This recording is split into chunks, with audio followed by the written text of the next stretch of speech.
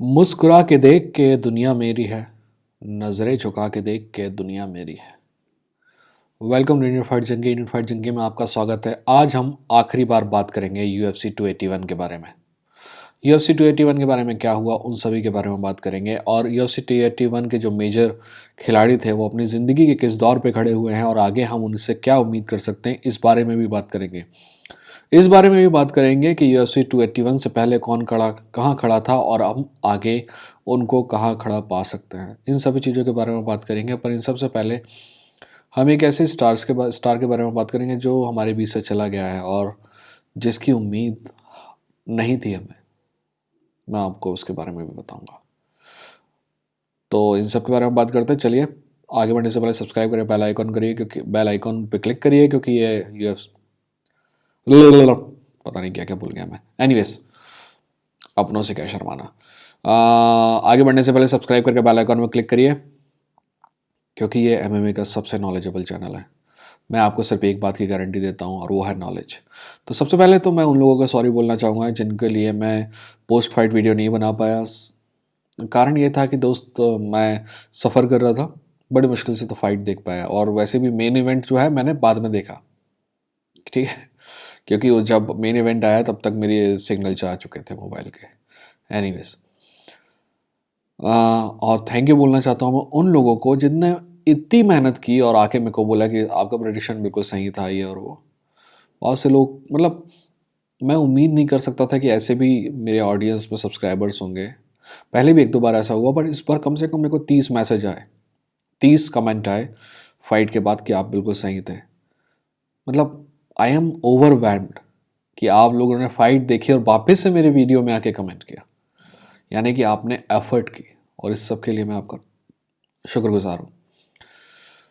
एक और ने एक कमेंट ये भी है कि मैं सिनारियो ना दिया करूँ, सिर्फ एक चीज़ बोला करूँ। मैं, दोस्त, मेरा मानना है कि आपको ज़्यादा से ज़्यादा जानकारी दी जाए ताकि आप फाइट को सही तरीके से एंजॉय कर सकें, आपको फाइट के सारे एस्पेक्ट मिले हों। Analysis is a main part. 95% मेरी जो मेहनत है वो एनालिसिस में है, और जो प्रिडिक्शन है वो बस एक इन्फॉर्म्ड गैस है, ठीक है। अब बात करते हैं UFC 281, सॉरी, UFC 281 के पहले हमें बात करनी है एंथनी रंबल जॉनसन की। अगर आप लोग नए हैं तो शायद नहीं जानते होंगे एंथनी रंबल जॉनसन को, पर एक समय ऐसा था कि शायद एंथनी रंबल जॉनसन के पास लाइट हैवी वेट का सबसे पावरफुल हाथ था। मेरा मानना है कि Anthony Rumble Johnson Jon Jones को इज्जत से टक्कर दे सकता था और शायद लाइट हैवी वेट चैंपियन भी बन सकता था। और मेरा पिछले 1.5 साल पहले तो मेरा मानना था कि वो बेलाटोर में चैंपियन बनने वाला है। उसके मुकाबले मुझे कोई बराबरी में नहीं दिखाई देता था। पहली वो टूर्नामेंट की फाइट जीती भी उसने, और उसके बाद एंथनी रंबल जॉनसन को बीमारी हो गई। और अब मैं बता रहा हूँ कि क्यों हमको नहीं लग रहा था कि ही विल लीव अस। हमको क्यों नहीं लग रहा था कि वो हमें छोड़ के चला जाएगा, क्योंकि बहुत से अखबारों में जो है, पहले जो डायग्नोस्टिक आया वो ल्यूकेमिया का आया, मतलब कहने का मतलब अखबारों में जो रूमर्स आई, पक्की खबर नहीं थी। फिर उसके बाद कैंसर का आया, फिर उसके बाद आया कि अनडिस्क्लोज डिसीज़ है, और फिर कल एकदम से खबर आई कि Anthony Rumble Johnson has passed away. मैं आपको एग्जैक्ट बताता हूँ। शुरू में भी यही आया कि Anthony Rumble Johnson passed away with undisclosed disease.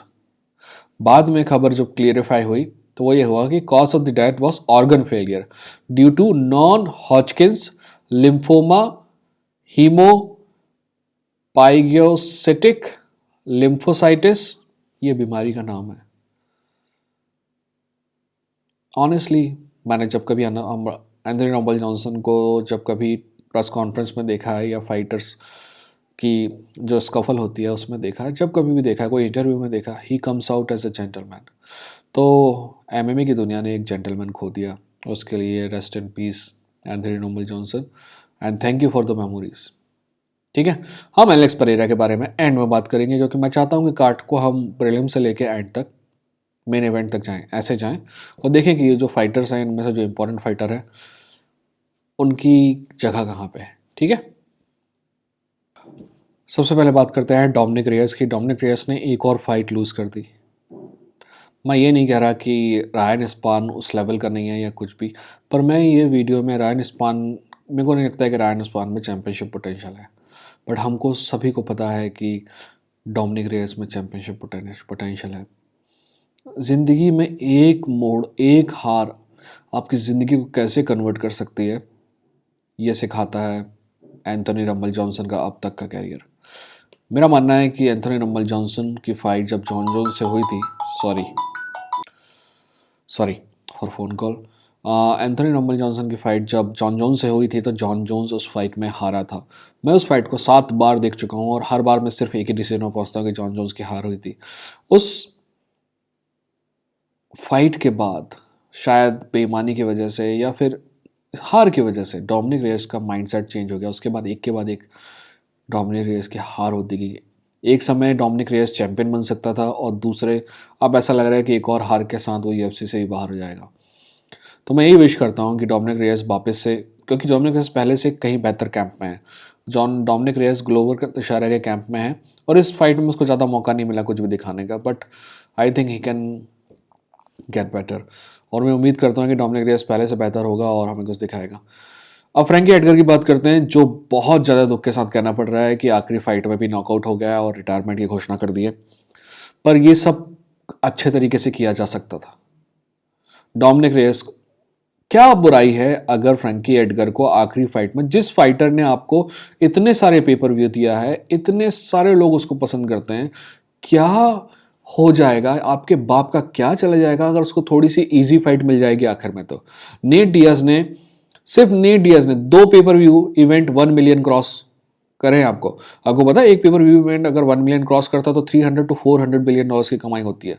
400 million dollars 2 time, यानी 800 मिलियन डॉलर्स की कमाई करने के बाद भी नेट डियाज को आखिरी समय में हमजद चिमाएव के सामने, जैसे कि कसाई के सामने बकरी रखते हैं, उसके सामने रख दिया है। वो तो किस्मत उसकी अच्छी है।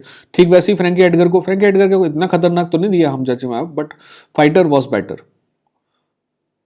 ऐसा क्यों है मैं बता रहा हूं आपको। ये जो प्रमोटर्स है ना, ये जो सेल्फ रिलायंट प्रमोटर्स हैं, कहने का मतलब है कि इनका कंपटीशन किसी से नहीं है, ये इसी टाइप की हरकतें करते हैं। और ये सब सीखे कहाँ से हैं? ये सीखे हैं प्रो रेसलिंग से। मैं आपको समझाता हूँ। प्रो रेसलिंग में एक कॉन्सेप्ट होता है गेटिंग ओवर। वो कॉन्सेप्ट कुछ इस तरह से होता है कि मान लो 2 एग्जांपल लेते हैं, एक है अंडरटेकर और दूसरा है आपका रोमन रेंस, है ना।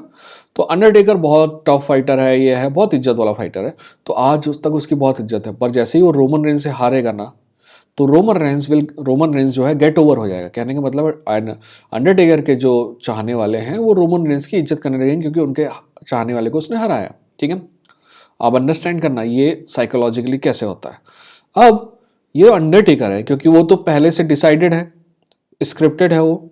तो अंडरटेकर पहले से डिसाइड करता है कि मेरे को इस मैच में हारना है, यानी कि अंडरटेकर सेक्रीफाइस कर रहा है। फर्क है, आप खुद सेक्रीफाइस कर रहे हो, ये बताता है कि आप कितने बड़े आदमी हो। और आप दूसरे फाइटर जैसे आपके फ्रैंकी एडगर या नेट डियाज जैसे आदमी को सेक्रीफाइस कर रहा है, तो ये बताता है कि कितनी टुच्ची ऑर्गेनाइजेशन हो तुम। ठीक है, फर्क मैं बता रहा हूं आपको।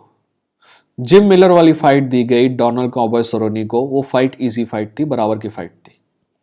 नेट डियाज को और फ्रैंकी एडगर को नहीं दिया गया ऐसा, क्योंकि उनके रिश्ते इतने अच्छे नहीं है यूएफसी से।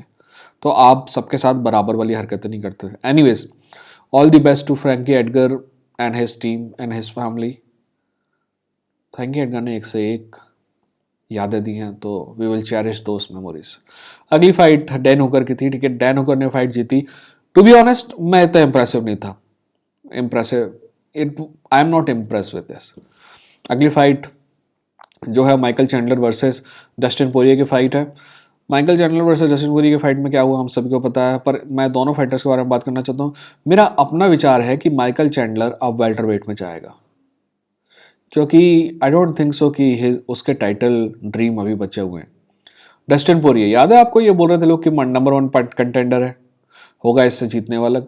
डस्टिन पोरिये जीत गया, पर मेरे को नहीं लगता कोई नंबर 1 कंटेंडर है। और दूसरी बात मैं ये एक बार फिर से कहना चाहूँगा, इस फाइट को देखने के बाद मेरे को, और बाद में जो डस्टिन पोरिये के रिएक्शन थे और जो इंटरव्यू था उससे देखने से यही लगा कि ये आदमी अभी भी बहुत टैलेंटेड है, बहुत मेहनत करता है, बट इसका दिल यहाँ पे नहीं है। ऐसे 3 मौके आए जब शायद चैंडलर ख़त्म कर सकता था फाइट को। वो तो डस्टिन पोरिये का इंस्टिंक्ट है। जैसे कि अपन, याद है मैं इंस्टिंक्ट की परिभाषा कैसे देता हूँ आपको, कैसे समझाता हूँ। देखिए, आप जब बचपन में साइकिल, पता नहीं आप रईस बाप के लौंडे हैं तो मेरे को नहीं पता, बट जब बचपन में हम साइकिल चलाना सीख रहे होते हैं ना, तो हम धीरे धीरे धीरे पहला पैडल मारते हैं तो एकदम से अचीवमेंट का एहसास होता है। फिर हम ध्यान रखते हैं कि मुड़ना है तो हाथ दे के मुड़ना है। हमारे दिमाग में ये डिसीजन मेकिंग प्रोसेस होती है कि मुड़ना है तो पहले पीछे देखना है और फिर मुड़ना है, फिर यहाँ पे अगर ऊपर चढ़ाना है तो कैसे पेडल मारना है, ये और वो। ये हर बार हम डिसीजन लेते हैं और स्लो डिसीजन होता है, बट फिर धीरे धीरे धीरे धीरे हम साइकिल के बाद गाड़ी चलाने लगते हैं और फिर डिसीजन मेकिंग हम इतनी स्लो नहीं होती है, वो इंस्टिंक्टिवली होता है। ठीक है ना, आप गियर कम करेंगे ज़्यादा करेंगे, चाहे वो बाइक से कार पे भी पहुंच जाएं आप, तो वो इंस्टिंक्टली होता है। हर बार आप सोचते नहीं हैं उस डिसीजन के बारे में, ये होता है इंस्टिंक्ट। तो इतने बड़े फाइटर, डस्टिन पोरियर जैसा फाइटर जो होता है, वो इतना समय एक्सक्यूज मी, इतना समय निकल जाने के बाद और इतनी बड़ी फाइट करने के बाद, और आज जब उसका दिल उस फाइट में नहीं है, उन सब के बाद भी उसका इंस्टिंक्ट जो है उसको यहां तक कैरी करता है। आप समझ रहे हैं? अब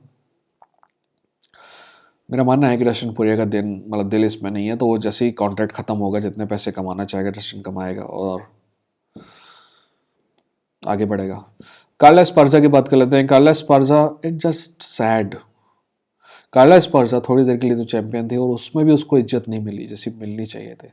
she is amazing woman, I respect her a lot. And अब कार्लोस स्पार्जा गेटकीपर बन जाएगी और मेरा मानना है कि 2 बार की चैंपियन है, शी शुड रिटायर नाउ। जेंग वेली की बात कर देते हैं। जेंग वेली, मेरा मानना है कि शी डिजर्व दिस विन। मैंने आपको पहले भी कहा था कि मैं कोई मतलब मैं हमेशा कोशिश करता हूँ कि ऐसे सिनारियो ढूंढूं जिसमें अंडरडॉग, जैसे ये कार्लोस स्पार्जा, उसको मैं कैसे सिनारियो ढूंढ के बताऊं कि अगर जीतना होगा तो ऐसे जीत सकती है। पर मैंने आपको ऑनेस्टली बताया था कि मैं नहीं देखता उसको कहाँ जीत सकते। और मैंने ये भी कहा था कि उसकी रेसलिंग जो है, एमएमए की रेसलिंग, वो वेली से अच्छी नहीं है। एनीवेज, तो वेली जो है ये डिजर्व करती है जीतना, और मेरा मानना है कि Valley is going to be champion for next 3 years। और अगर फाइट रोज से भी होती है तो वेली हराएगी रोज को, मेरे को कोई डाउट नहीं है इस बारे में। अब इजराइल अदेसानिया की बात करते हैं और एंड में एलेक्स परेरा की बात करेंगे, पहेया की बात करेंगे, सॉरी। तो इजराइल अदेसानिया की जहाँ तक बात है, ये बात करना बहुत ज़रूरी है कि आखिर इजराइल अदेसानिया हारा क्यों। इजराइल अदेसानिया उसी रीज़न की वजह से हारा जिस रीज़न की वजह से इजराइल अदेसानिया अभी तक सबको हरा रहा है, और वो रीज़न है डिफेंसिव फाइटर का। इजराइल अदेसानिया अभी तक इतना बेहतरीन डिफेंसिव फाइटर है कि वो सामने वाले को अपनी रेंज में लाता है, ज़बरदस्ती उसकी रेंज में जाके घूसे खाने की कोशिश नहीं करता है। वो वेट करता है कि सामने वाला उसकी शर्त पे उससे फाइट करे, तो सामने वाला कोशिश करता है 1-1.5 राउंड फाइट करने की अपने उसमें, बट फिर वो इजराइल की शर्त में उससे फाइट करता है और इजराइल उसका फ़ायदा उठा के वो फाइट जीतता है। नॉकआउट नहीं करता है, फाइट को फिनिश नहीं करता है, पर वो फाइट आराम से जीतता है। ऐसा लगता है कि इजराइल अदेसानिया में कैपेबिलिटी है किसी को भी ख़त्म करने की, बट वो करता नहीं है, आराम से फाइट जीतता है। ये गेम कुछ ज़्यादा ही ईजी हो गया था उसके लिए। पर ऐसे में अगर ऐसा फाइटर आता है जिसको, यही गलती है, एलेक्स परेरा इसीलिए जीता क्योंकि इजराइल अदेसानिया ने 2 बार पूरे पूरे मौके मिले जब उसको ख़त्म कर सकता था, बट इजराइल अदेसानिया ने वो नहीं किया क्योंकि वो करने की आपकी आदत ही नहीं है। जब आप डिफेंसिव, आपको डिफेंसिव जब आइकॉन बनना है ना, तो आपको ये हमेशा ध्यान रखना चाहिए कि कोई आदमी आएगा जो एग्रेसिव होगा, जो आपके डिफेंस को तोड़ के रख देगा, तोड़ के आपके पिछवाड़े में घुसा देगा सारा डिफेंस। मैंने आपको ये भी कहा, यही कहा था कि अगर, एक सेकंड होल्ड किए, सॉरी छींक आ गई थी एकदम से। मैंने आपको ये कहा था कि अगर ये बैटल मोस्टली स्ट्राइकिंग रही तो ऐसा होगा कि पहला राउंड इसराइल जीतेगा, दूसरा राउंड इसराइल जीतेगा, तीसरा राउंड इसराइल जीतेगा, चौथा राउंड इसराइल जीतेगा, और 5वें राउंड में शायद 2 मिनट का, 2 सेकंड का भी समय मिलेगा और परेरा खत्म कर देगा। क्योंकि परेरा को जीतने के लिए सिर्फ 10 सेकंड ही चाहिए थे।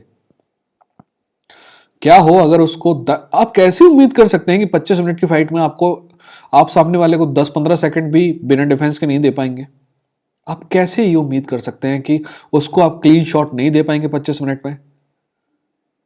ठीक है। और मतलब बहुत सा बुरा लगता है ये, आप देखो, मैं बोरिंग वाली भी बात करूंगा कि इजराइल अदेसानिया की जो बोरिंग वाली बात है उसके बारे में भी बात करूंगा, पर पहले ये है कि आप डिफेंसिव आइकॉन है, ठीक है, इट्स ओके। यहां पे लेनेक्स लुइस जैसे डिफेंस के माइस्त्रो आते हैं, बट हसीन रहमान जैसे आदमी आते हैं जो सिर्फ 1 सेकंड के लिए डिफेंस तोड़ते हैं बट नॉकआउट कर देते हैं, फिर अब 2 साल तक आप उन दुनिया भर पीछे पीछे घूमते रहते हो नेक्स्ट फाइट के लिए। ये बात अलग है कि आप उसको दोबारा नॉकआउट कर देते हो, पर उसमें टाइम लगता है। आप हर बार एक ही स्ट्रेटेजी, क्या चेंज है? इजराइल अदेसानिया ने क्या चेंज किया? इस मेरे को ये आपसे सवाल पूछना है और सबसे सवाल पूछना है, ये जो इजराइल अदेसानिया के जो फैन है ना, जितने भी ये एनालिस्ट है ना, वो सबके सब इजराइल अदेसानिया के फैन है क्योंकि वो एमएमए कवर करते हैं। मुझे ये बताओ कि क्या चेंज किया इजराइल अदेसानिया ने पिछली 4-5 फाइट में? क्या चेंज किया? कुछ नहीं, क्योंकि उसको चेंज करने की जरूरत नहीं है, वो दूसरों से इतना बेहतर है। बट फिर भी जब आप ऐसे फाइटर से फाइट करते हैं जहां जिससे आप 2 बार हार चुके हैं, you had to change something. Israel Adesanya ने कुछ भी चेंज नहीं किया। क्योंकि उसको लगता है कि दूसरे बार में जो फाइट हुई थी ना उसकी, उसमें वो तो लकी शॉट था और पहले बार में तो मैं जीत गया था। जबकि आप डैमेज देखें तो अभी भी, अगर आप फाइट देखे ना तो आप एहसास करेंगे जब इजराइल अदेसानिया मार रहा था ना, ये फाइट एम्प्टी अरीना में नहीं हो रही थी, खाली अरीना में नहीं हो रही थी, पूरी पब्लिक के साथ हो रही थी। तब भी जब इजराइल अदेसानिया मार रहा था तो कोई आवाज नहीं आ रही थी, पर जब जब परेरा मार रहा था तो पहिया मार रहा था तो आवाज आ रही थी। आप समझ रहे हैं डैमेज का डिफरेंशियल? फिर आप कैसे कह सकते हैं कि पहली फाइट भी वो नहीं जीता था? हो सकता है जजेस ने देखा होगा कि डैमेज वो ज्यादा कर रहा है। एनीवेज, तो मैं बता रहा हूं कि इजराइल अदेसानिया इसीलिए हारा जिस कारण से वो जीता था कि he was a defensive icon. मैं उम्मीद करता हूं कि वो चेंज करेगा, क्योंकि इजराइल अदेसानिया में एक बात है कि जो चैंपियन है वो आदमी चैंपियन जैसे बिहेव करता है, और इजराइल अदेसानिया चैंपियन जैसे बिहेव करता है। पर ये गलती जो है, मेरा मानना है कि उसकी पूरी की पूरी जो कैंप है उनका सीकेबी का, उसकी है। They did not come with any new strategy. उनको लगा ही नहीं कि उनको स्ट्रेटेजी चेंज करने की जरूरत है। इजराइल अदेसानिया इतना कूल है ना, जब ब्लाहोविच से हारा तो बोला कि if I had to lose I rather lose with this guy, और ये अभी भी वो चैंपियंस जैसे बिहेव कर रहा है। सो इजराइल अदेसानिया में once a champion always a champion. मेरे को कोई भी शिकायत नहीं है इजराइल अदेसानिया से। बट ये जो थिंक टैंक होता है ना, यानी कि खिलाड़ी के पीछे के जो पूरी टीम होती है, उसकी जिम्मेदारी है कि आप चीज़ों को चेंज करें फाइटर टू फाइटर। आप एक ही बार हर चीज को एक बार करेंगे ना तो कोई ना कोई आपके पजल को सॉल्व कर लेगा, और ये आदमी तो ऑलरेडी पहले 2 बार सॉल्व कर चुका था। अब बात करते हैं इजराइल अदेसानिया के अपोनेंट एलेक्स परेरा की, जो कि नया मिडिल वेट चैंपियन है। मैं आपको बात बताऊं, मीडिया के 2-3 चीजें मैं आपको बताता हूं। एक बहुत अच्छा मीडिया एनालिस्ट है एमएमए में, उसकी बता रहा हूं मैं। उनके वीडियो में ये बात कर रहे थे कि what is next for easy, यानी कि इजराइल अदेसानिया के लिए अगला क्या है। यानी कि आप मान के बैठे हो कि एलेक्स परेरा हारेगा। क्यों? क्योंकि आपको लगता है कि यार एमएमए ना अलग बहुत स्पेशल टाइप के एमएमए वालों के 2 की जगह 3 गोटे होते हैं, है ना, पिछवाड़े में 2 हाथ और निकले होते हैं। ये किक बॉक्सिंग वाले की औकात क्या है एमएमए हरा गया? एमएमए दोस्त, जब किस्मत खराब होती है ना तो ऊँट के सर पे भी कोई हक के चला जाता है। ठीक है, ये तो हुई एक की बात। दूसरे की बात बता रहा हूं। दूसरे ने लिखा बकायदा, एरन हॉफस्टेटर, उसको मैं बहुत इज्जत करता हूं। उसका पूरा का पूरा यह है कि Alex has not fight anything like Israel Adesanya. ये पूरा आर्टिकल लिखा साहब, ठीक है, ये बात सॉरी ब्लॉग लिखा, और बात अलग है कि कल उन्होंने डिलीट कर दिया। पर आपको पता है ब्लॉग क्या कहता है कि एलेक्स ने आज तक इजराइल अदेसानिया जैसे लोगों से फाइट नहीं की। ये बात अलग है कि वो ये बोल रहा है कि सिर्फ एमएमए को कॉन्टेक्स्ट में। यार इजराइल ने भी तो एलेक्स जैसे से किसी फाइट नहीं की ना, पहली फाइट है ना दोनों की। एनीवेज, मतलब एमएमए में जो रोगन मेरे को बहुत पसंद है दोस्त। He is one of my favourite people in the world. पर एमएमए कमेंट्रीज इतनी पसंद नहीं है उसकी, पर दूसरी चीज़ों के लिए बहुत पसंद है। मैं बहुत देखता हूँ जो रोगन को, और बहुत पॉडकास्ट, मैं उसके लगभग हर पॉडकास्ट सुनता हूँ। एनीवेज, तो जो रोगन का कहना था फाइट के बीच में, शायद चौथे या 5वें राउंड में, कि Alex has not fight as difficult man as Israel Adesanya. यानी कि एलेक्स ने परेरा ने अभी तक इजराइल अदेसानिया जैसे डिफिकल्ट ओपोनेंट से फाइट नहीं किया। क्या हम किसी और दुनिया में जी रहे हैं क्या? ये आदमी पहले 2 बार हरा चुका है, पहले फाइट नहीं किया। मेरे को बस ये उम्मीद कर सकता हूं मैं कि अभी भी आप सब जगह देखोगे तो जस्टिफिकेशन हो रहा है कि ऐसा था वैसा था। कई बेवकूफ तो ये बोल रहे हैं कि इजराइल अदेसानिया नॉकआउट हुआ ही नहीं, वो तो जल्दी स्टॉपेज हो गया था मेरे भाई। अगर वो स्टॉपेज नहीं हुआ होता ना तो इजराइल अदेसानिया जमीन में फ्लैट पड़ा मिलता तुमको, और तुम उसके फैन नहीं हो। मार्क गॉडर ने बीच में आके उसकी जिंदगी के शायद 1 आध 1.5 साल बचा लिए, क्योंकि जब हेड ट्रॉमा होता है ना उस लेवल का, तो उससे उभरने में टाइम लगता है। कभी सर्च करना कि क्या होता है एक्चुअल में हेड ट्रॉमा से, ठीक है। एनीवेज, तो हमने UFC 281 की सारी फाइटें के बारे में बात कर लिया है, सारे इंपॉर्टेंट इवेंट के बारे में बात कर लिए, इन फाइटरों की ज़िंदगी कहाँ जा रही है इस बारे में भी बात कर लिया। उम्मीद है कि आपको वीडियो पसंद आया होगा। अगर पसंद आया होगा तो लाइक करिए, नहीं भी आया होगा तो भी लाइक करिए, है क्या नहीं। सब्सक्राइब करिए, बेल आइकन को क्लिक करिए। मिलते हैं अगली वीडियो के साथ। ये था इंडियन फाइट जंकी, लड़ेंगे जीतेंगे। Take care.